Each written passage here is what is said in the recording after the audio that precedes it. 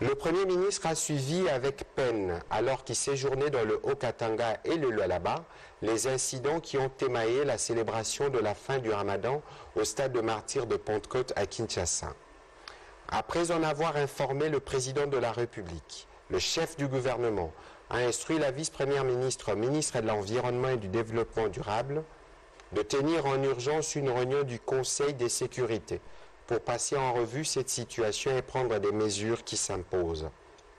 Il a sur ce point donné la parole à la ministre qui a expliqué le contexte ayant conduit à ces dérapages.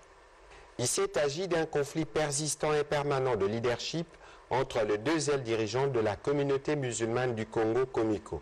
Malgré l'implication du gouverneur de la ville, à la veille de cette célébration, les deux camps n'ont pas pu s'accorder. Les bilans recueillis ce matin fait état du décès d'une dame de 81 ans à l'hôpital général de référence de Kinshasa ex-Mamaemo, subséquemment à ces tristes événements. Il a été dénombré 46 policiers blessés, dont 8 dans un état grave et 1 en soins intensifs. Ces derniers a été lynché et a essuyé des coups violents de tout genre. 11 véhicules d'intervention de la police ont été endommagés et un autre a été calciné.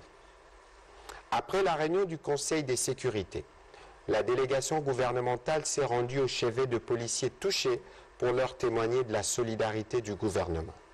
Le Conseil de ministres a salué et rendu hommage au personnel médical de HG Hospital pour la promptitude avec laquelle il a pris en charge les policiers blessés.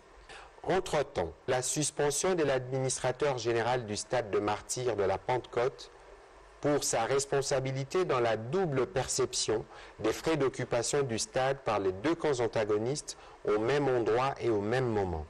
De la poursuite des investigations pour déceler toutes les éventuelles complicités. La ministre de la Justice a été en outre chargée de proposer au gouvernement de la République des mesures à l'encontre de ces deux comités antagonistes et dont les divergences